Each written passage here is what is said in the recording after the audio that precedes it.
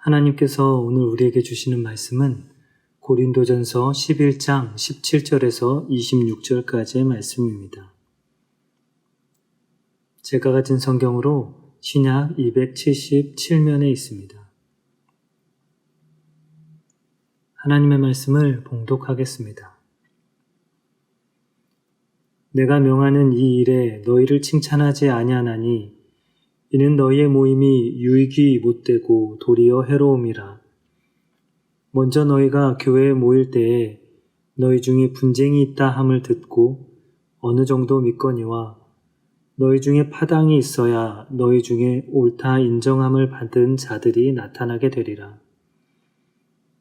그런즉 너희가 함께 모여서 주의 만찬을 먹을 수 없으니 이는 먹을 때에 각각 자기의 만찬을 먼저 갖다 먹으므로 어떤 사람은 시장하고 어떤 사람은 취함이라.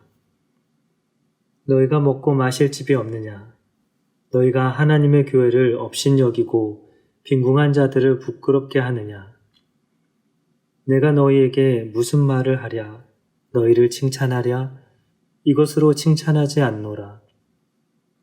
내가 너희에게 전한 것은 주께 받은 것이니 곧 주 예수께서 잡히시던 밤에 떡을 가지사 축사하시고 떼어 이르시되 이것은 너희를 위하는 내 몸이니 이것을 행하여 나를 기념하라 하시고 식후에 또한 그와 같이 잔을 가지시고 이르시되 이 잔은 내 피로 세운 새 언약이니 이것을 행하여 마실 때마다 나를 기념하라 하셨으니 너희가 이 떡을 먹으며 이 잔을 마실 때마다 주의 죽으심을 그가 오실 때까지 전하는 것이니라.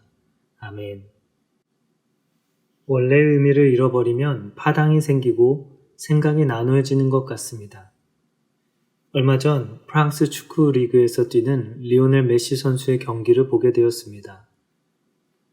37살의 나이라 생각이 안 될 정도로 빠르고 놀라운 축구 실력을 보여주었습니다. 그가 속한 파리 생제르맹이 골을 넣자 화면은 선수들이 서로를 격려하는 장면을 보였습니다. 그런데 시선을 끄는 것이 있었습니다. 바로 선수들의 백넘버 색상이었습니다.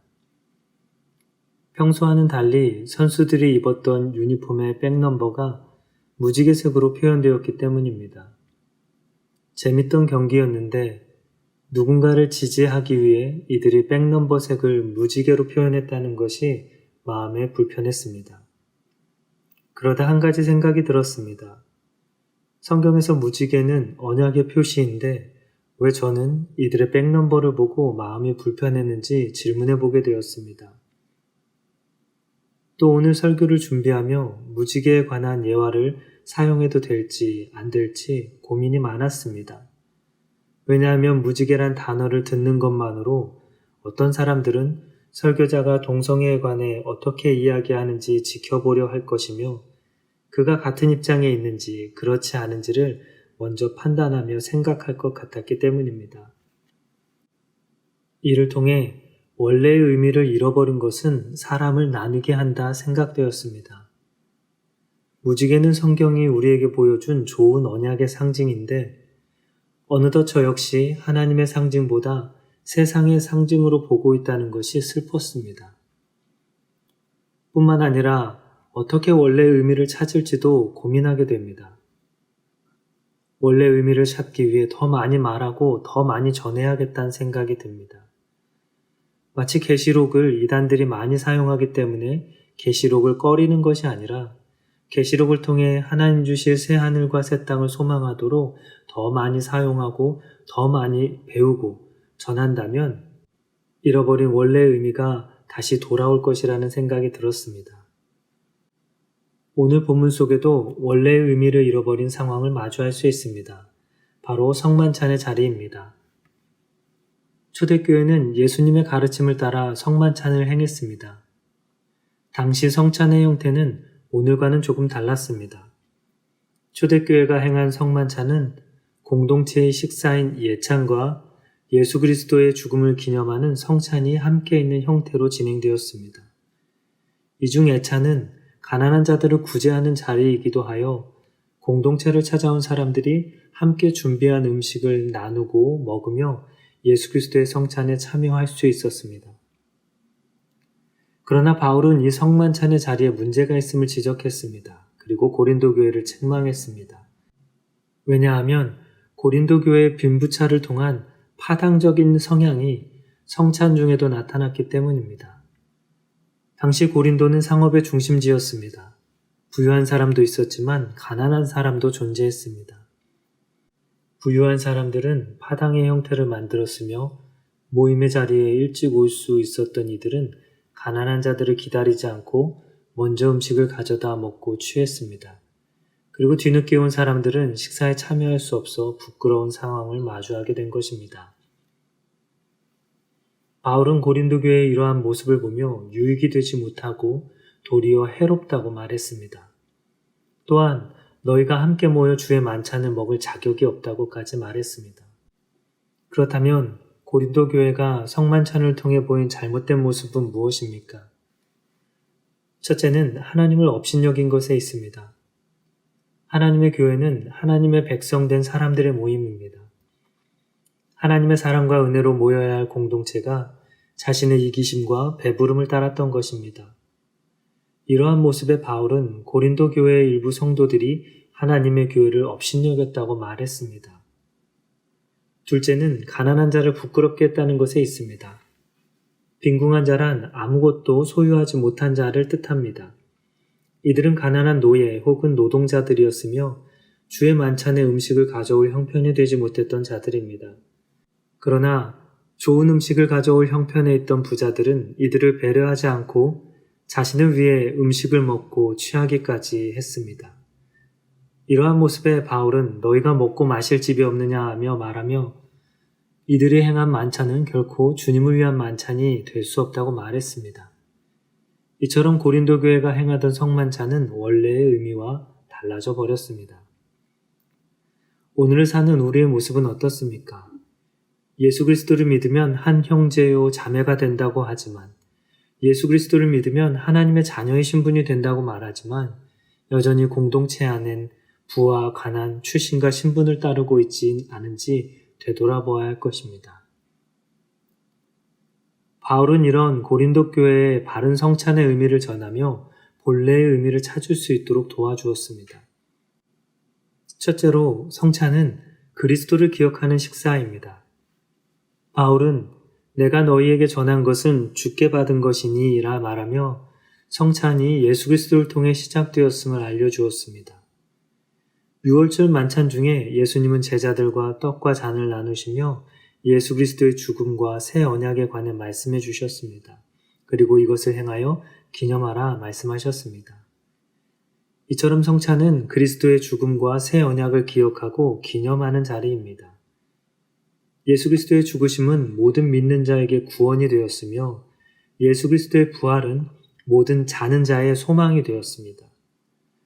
따라서 성찬에 참여한다는 것은 단순히 먹고 마시는 음식에 관한 전통이 아닌 예수님의 죽음과 부활에 관한 믿음의 행위인 것입니다. 그렇기 때문에 성찬으로 모인 공동체는 그리스도가 베푸신 은혜에 감사해야 하며 참된 신앙의 공동체임을 고백해야 하는 것입니다. 둘째, 성찬은 그리스도가 전해지는 식사입니다. 바울은 너희가 이 떡을 먹으며 이 잔을 마실 때마다 주의 죽으심을 그가 오실 때까지 전하는 것이라 말합니다. 이는 유월절 만찬에서 시작된 성만찬이 당시 신앙 공동체의 고백을 넘어 예수 그리스도에 관한 고백을 선포하는 행위란 의미가 있음을 알게 합니다. 이처럼 성찬은 그리스도의 죽음과 다시 오심을 기억하고 기념하는 식사입니다. 성찬에 참여함은 과거에 나타난 예수 그리스도의 죽음과 부활이 현재화되는 사건이며 영광스러운 재림의 날까지 연결되는 미래를 향한 식사인 것입니다. 바울은 고린도 교회의 성만찬 문제를 다루며 성만찬의 의미를 다시 설명함으로 원래의 자리를 찾아가도록 도와주었습니다. 이처럼 성만찬은 그리스도의 죽으심과 새 언약을 기억하는 식사입니다. 성만찬을 통해 그리스도가 전해지는 식사였습니다.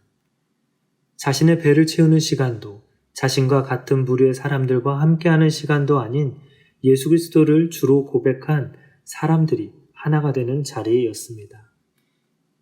오늘을 사는 우리의 모습은 어떻습니까? 매번 행하는 성찬을 통해 우리는 그리스도의 죽으심과 새 언약을 분명히 기억하고 있는지, 또 우리의 성찬을 통해 예수 그리스도가 전해지는지 돌아보아야 할 것입니다. 본래의 의미를 잃어버리면 나누어지게 되는 것 같습니다. 본래의 의미를 다시 찾기 위해서는 원래의 의미를 바르게 알아야 합니다. 그리고 그 의미를 많은 사람이 볼 수 있도록 지키고 실천해야 합니다. 성찬은 교회의 하나됨의 상징입니다. 교회 공동체는 성찬의 행위를 통해 그리스도와 하나가 됨을 고백하는 동시에 공동체가 하나 되었음을 보여줍니다. 이를 본 많은 사람들은 비로소 교회 안에 계시는 하나님을 볼 수 있으며 알게 될 것입니다. 오늘 사는 우리 역시 차별이 없는 하나님의 공동체가 되기를 소망합니다. 가난한 자나 부한 자나 큰 자나 작은 자나 먼저 된 자나 나중된 자가 모두 그리스도를 믿음으로 하나가 되는 우리가 되어야 할 것입니다. 기도하겠습니다. 하나님 아버지 감사합니다. 오늘도 주님을 기억하며 예배드릴 수 있게 하심을 감사드립니다. 본래의 의미를 잃을 때 다툼과 나눔이 생겨나는 것 같습니다. 이처럼 하나님이 우리에게 주신 구원과 신앙생활이 그 의미를 잃지 않도록 은혜 내려 주시옵소서. 고린도 교회가 성찬의 의미를 잃고 가난한 자와 부한 자를 나누었듯이 오늘 사는 우리도 믿음의 본질을 잃어버리고 하나된 형제 자매를 배척하지 않게 하여 주시고 우리의 기준으로 판단하지 않게 하여 주시옵소서. 우리의 신앙생활과 모임, 공동체를 통해 예수 그리스도가 기억되게 하시고 많은 사람들이 예수 그리스도를 볼 수 있도록 그 믿음이 전해지게 하여 주시옵소서. 감사합니다. 예수님의 이름으로 기도합니다. 아멘.